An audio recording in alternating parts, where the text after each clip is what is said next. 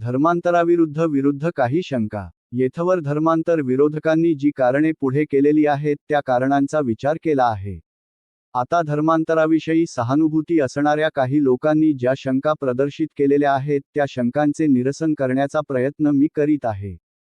पहिल्या प्रथम आमच्या महारकी वतनाचे काय होईल, असा बऱ्याचशा महार लोकांना बाऊ वाटत आहे, असे माझ्या कानी आले आहे.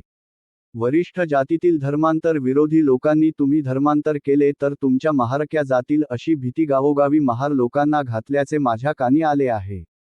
महारकी गेली तर मला स्वतःला कोणत्याही प्रकारचा खेद वाटणार नाही ही गोष्ट तुम्हा सर्वांना माहीत आहे. महारांनी अधोगतीस नेणारी जर कोणती एखादी बाब असेल तर ती महारकी होय.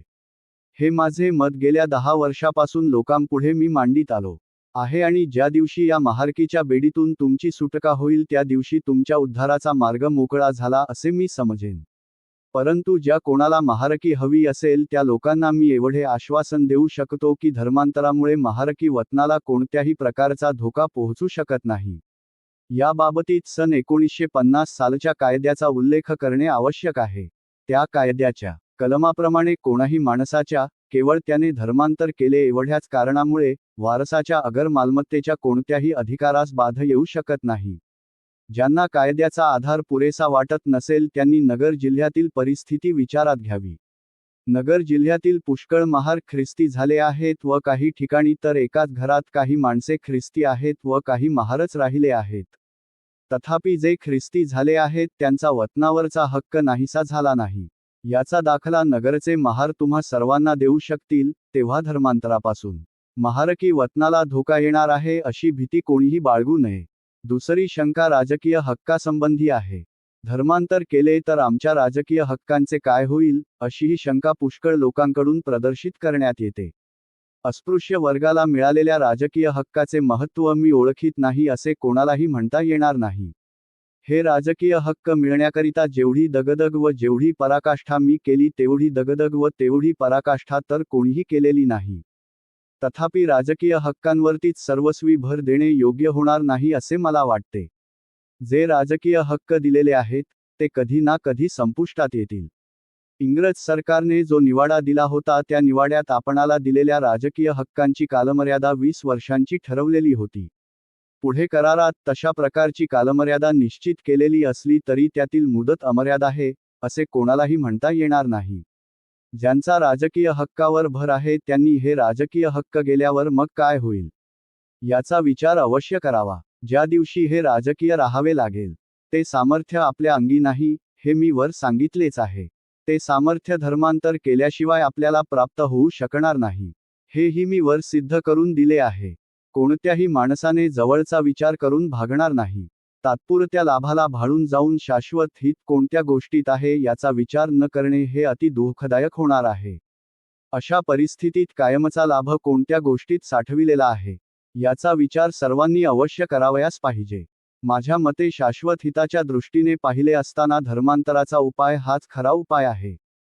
त्याकरिता राजकीय हक्कांची जरी आहुती देण्याचा प्रसंग आला तरी त्याला कोणीही भीक घालू नये. धर्मांतराने राजकीय हक्कास धोका नाही, परंतु धर्मांतर केले असता आपल्या राजकीय हक्काला का धोका बसावा हेच मला समजत नाही. तुमचे जे राजकीय हक्क आहेत ते तुम्ही कोठेही गेला असता तुमच्या बरोबर येतील याविषयी मला कोणत्याही प्रकारची शंका वाटत नाही. तुम्ही मुसलमान झालात तर तुमचे हक्क मुसलमान म्हणून तुम्हाला मिळतील. तुम्ही शीख झालात तर तुमचे हक्क शीख म्हणून तुम्हाला मिळतील. राजकीय हक्क हे लोकसंख्येवर अवलंबून आहेत. ज्या समाजाची लोकसंख्या वाढली त्या समाजाचे राजकीय हक्कही वाढतील. आम्ही हिंदू समाजातून निघून गेलो तर आमच्या 15 जागा राहिलेल्या हिंदूंच्या वाट्यास जातील असा कोणीही आपला भ्रम करून घेऊ नये. आम्ही मुसलमान झालो तर आमच्या 15 जागा मुसलमान लोकांना ज्या हल्ली जागा प्राप्त झाल्या आहेत त्यांच्या भरीला पडतील. आम्ही ख्रिस्ती झालो तर आमच्या जागा ख्रिस्ती समाजाला ज्या जागा मिळाल्या आहेत त्यांच्या भरीला जातील. एकूण आमचे राजकीय हक्क आम्ही जिकडे जाऊ तिकडे जातील, तेव्हा याबाबतीत भिण्याचे असे काहीच कारण नाही. आपण जर धर्मांतर केले नाही व हिंदू धर्मातच राहिलो तर आपले हक्क राहतील, उलट पक्षी काय याचा विचार तुम्ही अवश्य केला पाहिजे. समजा हिंदू लोकांनी अस्पृश्यता मानू नये व मानल्यास तो गुन्हा आहे असा एक कायदा पास केला व तसा कायदा पास केल्यानंतर तुम्हाला असा प्रश्न विचारला की तुमची अस्पृश्यता आम्ही कायद्याने काढून टाकली आहे. आता तुम्ही अस्पृश्य राहिला नाहीत. फार तर तुम्ही गरीब व दरिद्री आहात, तुमच्याप्रमाणे इतर जातीही दरिद्री आहेत. परंतु अशा दरिद्री जातींना आम्ही स्वतंत्र राजकीय हक्क दिलेले नाहीत. मग तुम्हाला का द्यावेत? या प्रश्नाला तुम्ही काय उत्तर द्याल याचा तुम्ही पूर्णपणे विचार करावयास पाहिजे. मुसलमान लोकांना याचे उत्तर सहज देता येण्यासारखे आहे. आमचा समाज दारिद्र्य आहे, अज्ञानी आहे, मागासलेला आहे, म्हणून आम्हास स्वतंत्र राजकीय हक्क देण्यात आलेले आहेत असे नसून, आमचा धर्म निराळा आहे आणि जोपर्यंत आमचा धर्म निराळा आहे तोपर्यंत राजकीय हक्कांचा वाटा आम्हास मिळाला पाहिजे, असे समर्पक उत्तर ते देऊ शकतील.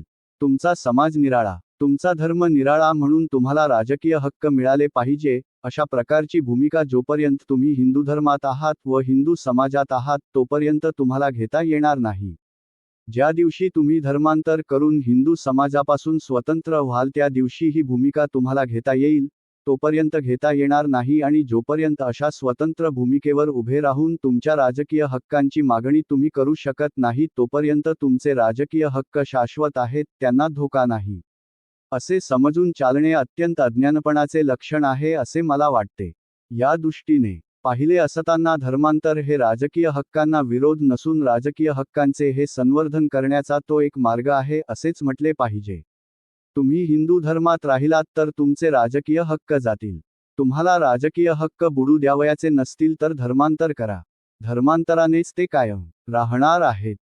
व्हिडिओ आवडल्यास आत्ताच आमच्या चॅनेलला लाईक, शेअर, सबस्क्राईब नक्की करा. यासारखेच व्हिडिओ पाहण्यासाठी कमेंटमध्ये जय भीम, जय भारत अवश्य लिहा. धन्यवाद. आपला दिवस शुभ जावो.